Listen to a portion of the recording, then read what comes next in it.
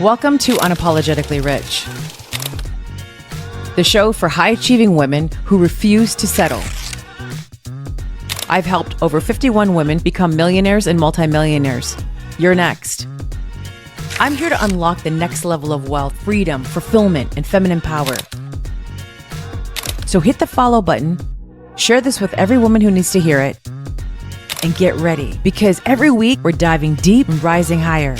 This is the Unapologetically Rich Show. Are you ready? Let's get to it. I am embracing the uncertainty. And I think that is what a lot of people have an issue with, is because most of the women that are in my audience, and probably you can identify with this too, is like, we want to have everything figured out. We want to know the how, the when. We want to know the how, the when. We want to know that it's all going to be planned out for us. And so we have this expectation, if I do this, I'll get this. But however, I feel like when you do that, you actually put a cap on the capacity of what you can have and receive in your life. Yes. But she just said, I'm going to embrace the uncertainty. And so I'm going to be open to whatever's coming my way. But that takes, though, a lot of skill set, a regulated nervous system, being okay with things not going your way and allowing what is to come in. Because if you put a cap on it, you might actually be blocking the thing that's meant for you, right? It wasn't actually rejection, it was redirection from that position, right? Heck yeah. At the time, though, it feels like the whole world's falling apart. But I bet you internally, subconsciously, you had been asking for something else. Like something must have been misaligned where you were.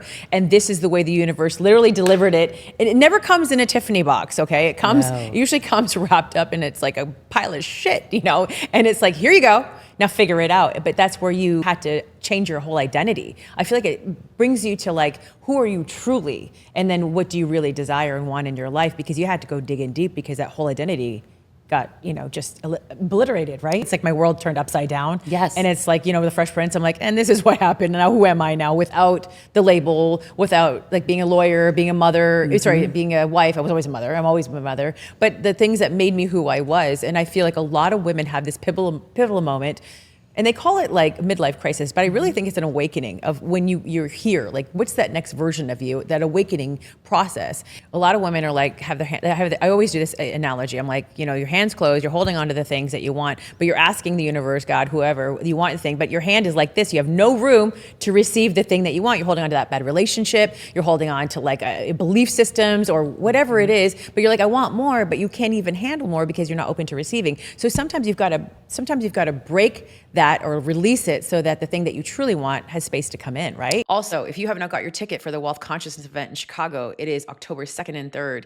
And this event is not like one of those events where you go to and there's just tons of speakers and you're just in the audience, just getting your ear talked off. It is a transformative event. So what does that mean? You are looking to get your $1 million a year, or maybe you're looking to make your next 5 million or whatever it is. It's an up-leveling 2-day transformation. So you're going to go in there. We're going to do workshop events. What is that going to mean? Well, we're going to first start with the identity work, which I think is really, really important. Some of the exercises that we did last year, at our event, which were really transformative, and we showed how in real time, why people are afraid to actually even have more money or to create more wealth. And we showed you so you can identify, hey, these are the things that I'm doing right now in real time. What that does is it helps with the implementation process. It helps with you integrating and embodying that next level of wealth. When you join our programs, you do get to that level, but when you're in the room, you can implement, integrate, and embody so much faster. So we're going to take you and your business to that next level. We're going to talk about how you grow your brand and what are the important things about growing your brand, how you're going to attract your high premium client. But also we're going to go into what is it that can create the most amount of wealth for you so you can work less and make more.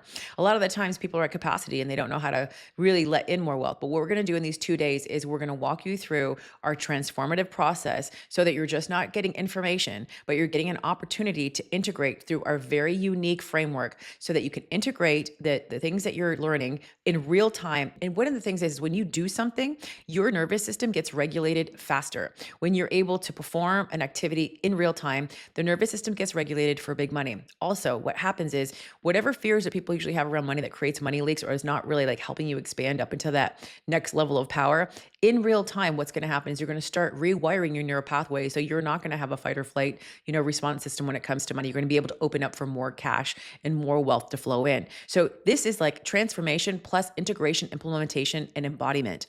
These 2 days, you're going to be able to be in the room. And listen, when you're in a level of consciousness around other people, I'll give you an example. When you're meditating and you're meditating by yourself, there's one level of consciousness. You get in a room and you're meditating with 600 other people, your level of consciousness expands faster. Well, think about it that way with wealth consciousness. You get to expand faster at a rapid rate with other people in the room that are also elevating their consciousness. You're going to transform in 2 days way faster than if you stayed at home and did it on your own. So that's why you need to be in the room. That's why you need to get a ticket. All right. We hope to see you there. I think we have 4 VIP tickets left. Get in the room so you can get coached by me with hot seat coaching. Imagine if I can get to the root of one of your issues really fast, or even identify an issue you didn't even know that's holding you back from your, $100,000 or even $1 million months. We want to see you there. So go grab your ticket. So, I was watching because he's promoting a movie right now, and the Mission Impossible. And Tom Cruise was saying, people were like, you're out here doing all of your, these stunts yourself. And he's like, it's fear. And a lot of people are so afraid of the unknown. He's like, but you are afraid of the unknown because it's unknown to you.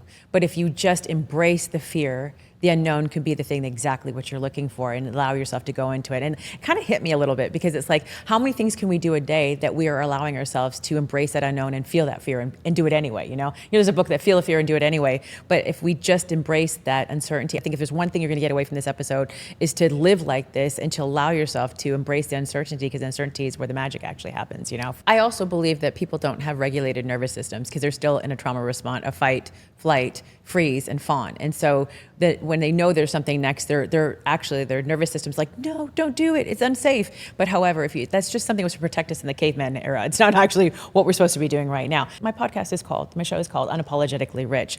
I believe, and I'm out here doing it. I have helped 51 women become millionaires and multi-millionaires. And I am out here to empower all women to be successful, and however that looks, and money, whatever it is, your relationships, to have it all. I think relationships are very much one of the things that create wealth with us, and having great girlfriends and being with women who you can celebrate and support and cheer on. And because it's rare to find. Yes. And yet everybody you've listened to on this show, I've made a connection with, and I believe that they're women of abundance, because I am very selective on who I curate to bring on here, because these are women that I want to create relationships with, or to develop or go further with, because I feel like they also have a mindset of abundance. Money's just money. A lot of them have said that. And I think that's important, because it's not something that is a big deal for you anymore. And I think that when you get to a certain level of wealth or a relationship with money, it just becomes the norm. It's the standard. It's no longer something that you're trying to make or has control over you. A lot of the women that start, because I help women, I've helped 345 actually, as of a couple of days ago, women hit their highest cash months, and I've helped 51 women become multimillionaires, that I told you, millionaires and multimillionaires. But the biggest fear after they make the money is it's going to go away. And there's 3 core wounds. We have abandonment, betrayal, and unworthiness. And if you don't do like you just said, you literally laid out exactly what's going on with them. If you don't do your inner work, then it doesn't matter. The money that comes in, it doesn't change anything about who you are. In fact, it might amplify the things that you didn't even know you had a fear about around it anymore. And how do I hold on to it? And all that fear was coming up. And because no one trains us on how to be the wealthy woman or really live with that wealth. And when you make it, it's like, and then guess what? When you have that fear, it creates an avenue for a money leak for it to go right out again, right? I mean, I really feel like the yoga mat moment for me, if you guys know my story, it's like if I kept going where I was going, I was not going to get to who I am today, But it also changed my entire relationship with money and everything in my life, and we've both been divorced, and a lot of women and solo moms, I like to say, instead of single moms, because it's a solo, because we're parenting without the other person. But your son is really important to you, as my children are as well. Being able to reinvent. I do feel at this age, when we get to a certain age, a lot of wisdom comes with the time when we do our internal work. And a lot of you listening, you also have that big energy in you, and people are telling you, hey, you're too animated. I got that a lot. You're too animated. You're too much. But why? Why is it okay for people to tell us that? So you tell her to go bigger. So tune into you, because I think we all have the answers within inside of us, is whether or not we're open to hearing them and listening to them and trusting that voice. Or, when Heather said I should have left years ago, she didn't.